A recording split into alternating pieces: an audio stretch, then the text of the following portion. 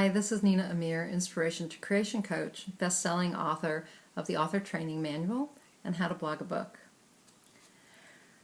I want to talk to you today about the effect that your beliefs have on your results. So, underlying everything that we do is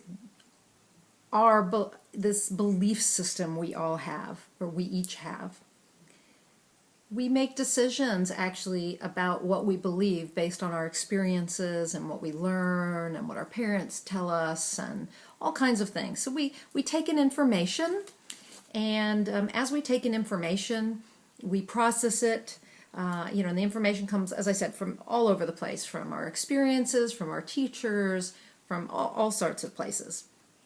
And it gets processed in our head and in our body on a cellular level, and we then make decisions at that point about what we think. So the beliefs become thoughts.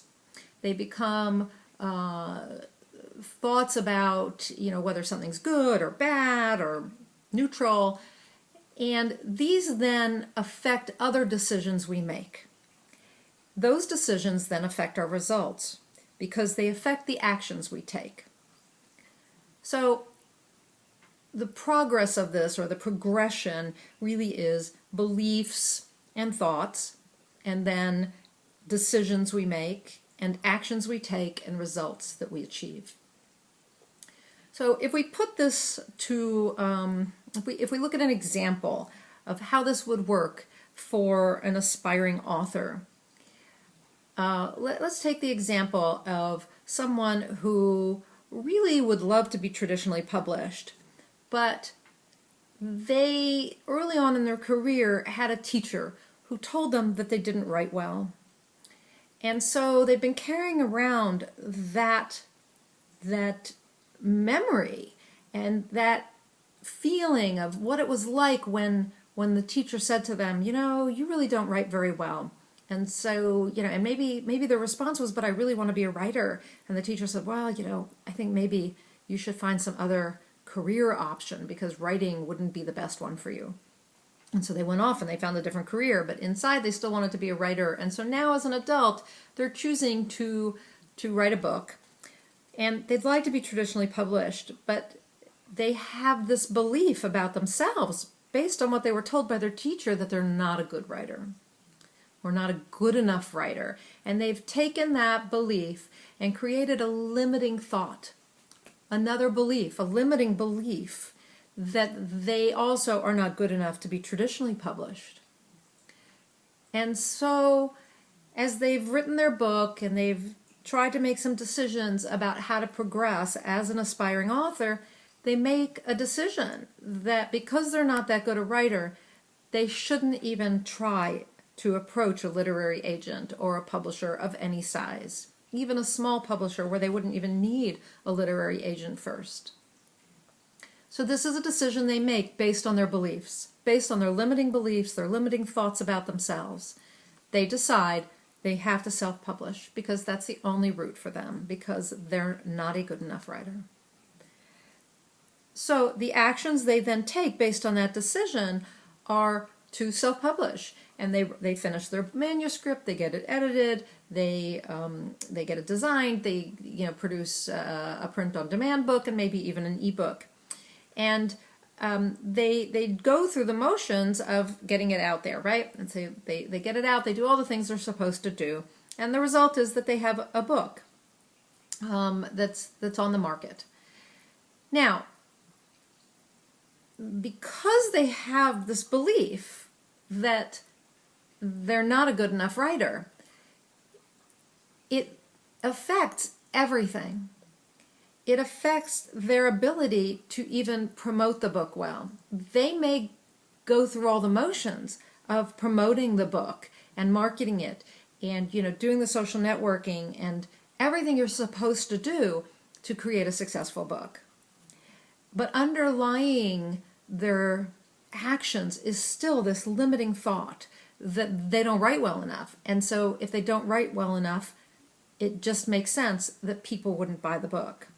So they have a secondary limiting belief that people won't buy their work. Of course, publisher wouldn't buy it, so why would readers buy it? It must not be as good as other people's work, because other writers' work, because they don't write as well. So underlying their efforts, or undermining their efforts, is this limiting belief that no matter what they do, their book will never succeed. And so even though they're taking action to sell the book, or promote the book, or to get out there and speak and to do the social networking, there's part of them that isn't totally committed, that isn't totally behind it, that isn't believing that they can succeed because of this one event that happened that changed their mind about their ability to succeed as a writer. And so their results will never be exactly what they want them to be. They will never be as successful as they'd like to be because they hold on to that belief that they are not a good enough writer. And so their book isn't going to sell as well as they'd like it to sell. Not until they believe they're a good enough writer. So now, if some reviews start to come in that say this is a really well-written book, or if their editor tells them this is a really well-written book, matter of fact, it's quite literary, and you really should submit it for some literary awards, and they start to win some literary awards, their belief system might change.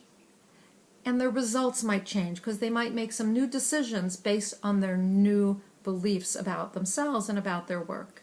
And this now published author might begin to achieve some different results.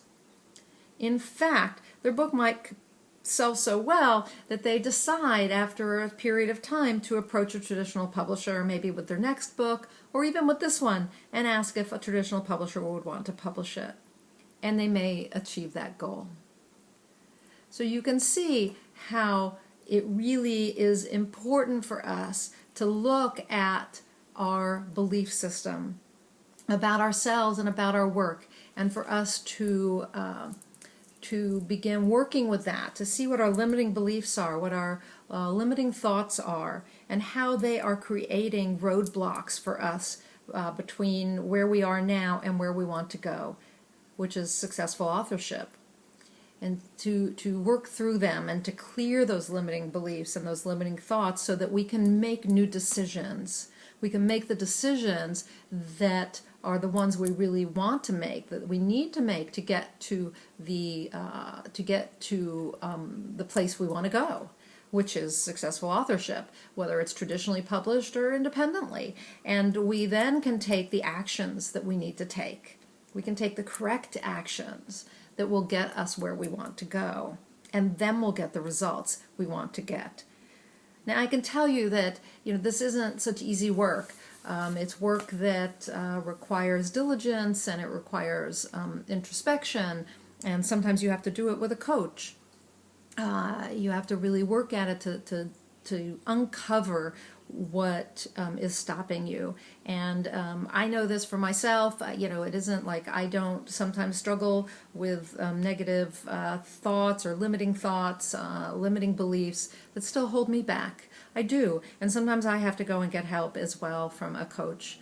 And I work with my clients on some of these issues as a coach because it's part of becoming successful is moving through these issues. And so part of author coaching is I've sort of combined my inspired results coaching into author coaching because it's a necessity for us to get to the bottom of what stops us from succeeding. And anyone in any industry who has succeeded will tell you that they have worked on these kind of issues and that they have had to overcome them and change their thinking, whether it's using affirmations or meditations or any number of other processes. So think about that. Really think about whether you have some negative beliefs, some limiting beliefs, and limiting thoughts that are stopping you from achieving the results you'd like to achieve. Because by all means, what I would like for you is to achieve the results that you want and to become a successful author. So I write about these topics in my book, The Author Training Manual, because it really is about becoming a successful author. No matter how you want to publish, no matter what kind of book you're publishing, it's about becoming a successful author, and that's what I want for you most. So this is Nina Amir, the Inspiration to Creation Coach. Thank you for listening, and now go out and achieve some inspired results.